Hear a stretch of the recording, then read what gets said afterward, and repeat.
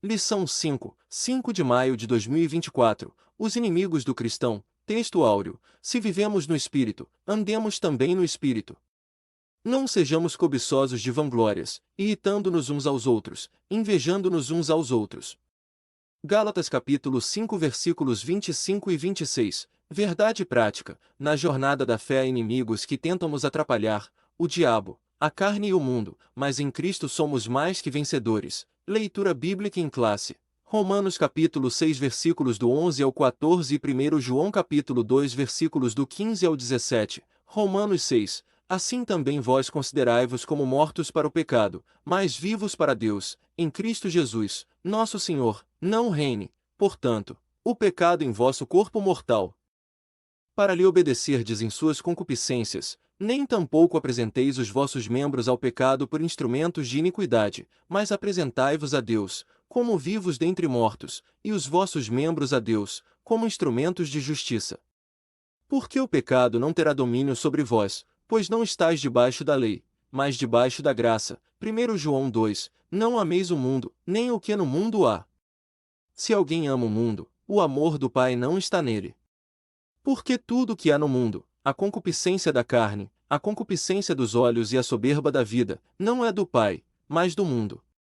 E o mundo passa, e a sua concupiscência, mas aquele que faz a vontade de Deus permanece para sempre. Comentário. Introdução. Na jornada da vida cristã nos deparamos com perigos que ameaçam a trajetória do nosso caminho para o céu.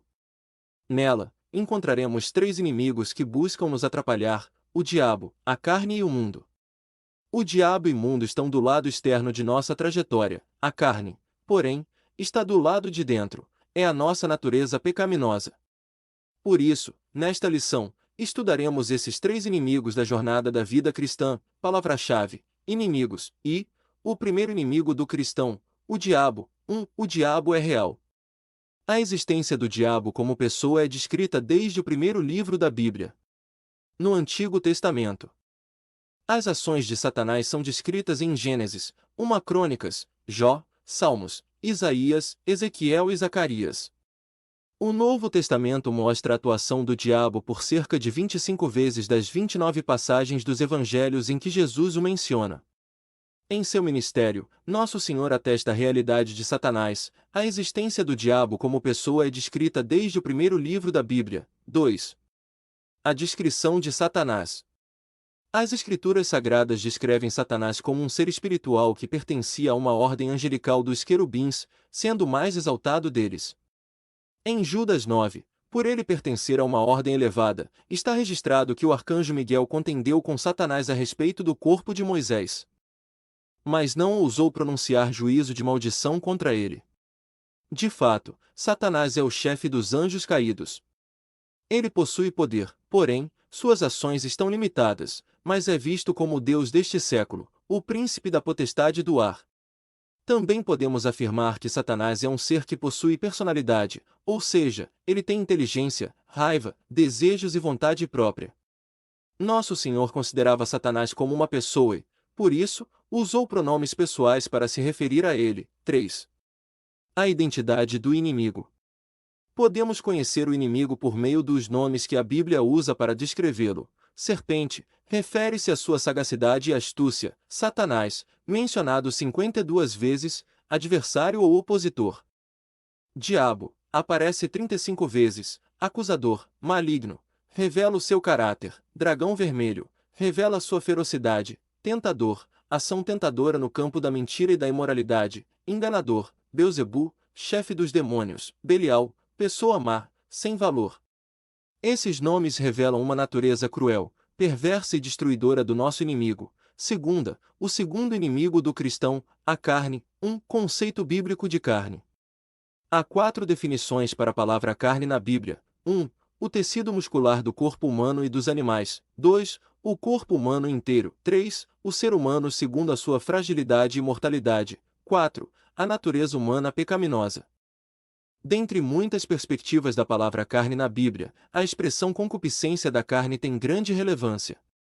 Quando o apóstolo João usa esse termo, ele se refere à satisfação carnal em todas as suas dimensões: glutonarias, sensualidade, bebedeira, relações sexuais ilícitas. A expressão revela que não há critério ou norma moral num contexto em que a busca pelo prazer individual dita a tendência. É o egoísmo em grau elevado. 2.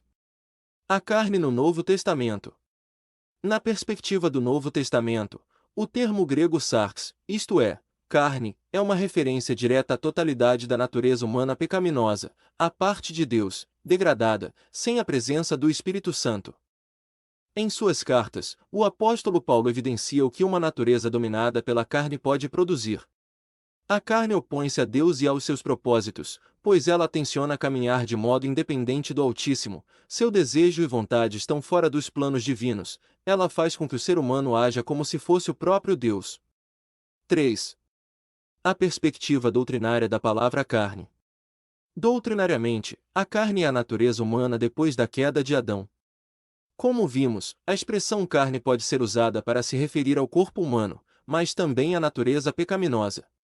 Nesse sentido, embora uma mesma palavra possa trazer sentidos diferentes, não há razão de confundir-se entre carne como corpo e carne como natureza pecaminosa. Pois o que é produzido pela natureza pecaminosa, logo, é reconhecido, como por exemplo, a idolatria é uma obra da carne ou seja, da natureza humana pecaminosa. Terceira, o terceiro inimigo do cristão, o mundo. Perspectivas bíblicas da palavra mundo. Há 5 conotações bíblicas para a palavra mundo. A terra. 2. O conjunto das nações conhecidas. 3. A raça humana. 4. O universo. 5. Os que se opõem a Deus. Esses têm o diabo como chefe e vivem na impiedade. De modo geral, a Bíblia usa a palavra mundo para descrever duas grandes realidades. A. O planeta Terra em que habitamos. B. As pessoas que vivem de maneira independente de Deus. A passagem de 1 João 2,15, quando diz para não amarmos o mundo, a ideia é a de uma sociedade separada de Cristo e que se manifesta contrariamente a Deus, pois está dominada pelos vícios mais infames, e cujas ações não condizem com a vontade de Deus. Na epístola, esses vícios são classificados em 3 níveis: concupiscência da carne, concupiscência dos olhos e a soberba da vida. 3 níveis de vícios infames. As concupiscências da carne, dos olhos e a soberba da vida são níveis de vícios infames que todo cristão encontrará diante de sua jornada. A concupiscência da carne. A concupiscência da carne tem a ver com a natureza humana completamente dominada pelo pecado. Corrompida, decaída, todo o ato do corpo para fins maléficos e imorais. B. A concupiscência dos olhos. A concupiscência dos olhos tem a ver com tudo que envolve a mente e a imaginação. Ela cria o desejo pelas coisas pecaminosas oferecidas pela mídia, música, filmes, literatura, a arte para ceder aos desejos carnais. C. A soberba da vida. Esse nível de vício expressa a autoglorificação do homem no pecado, denotando seu egoísmo, vanglória e ateísmo.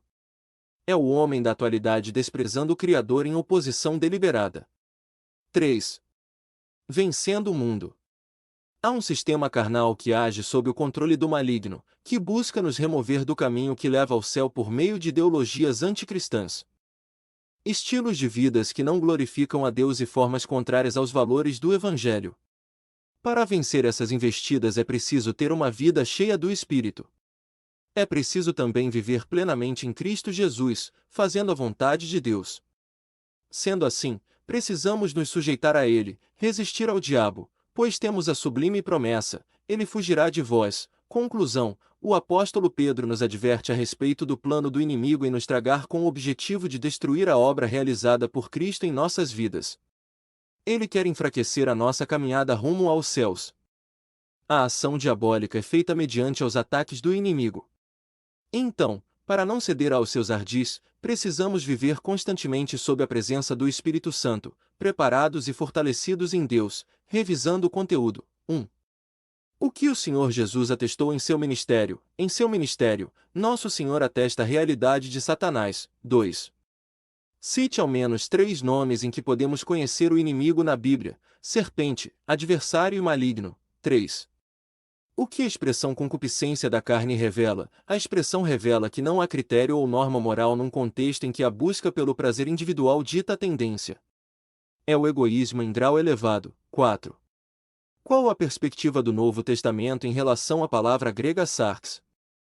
Ou seja, carne, na perspectiva do Novo Testamento, o termo grego sarx, isto é, carne, é uma referência direta à totalidade da natureza humana pecaminosa, à parte de Deus, degradada, sem a presença do Espírito Santo. 5. De acordo com a lição, quais são os 3 níveis de vícios infames? A concupiscência da carne, concupiscência dos olhos e a soberba da vida.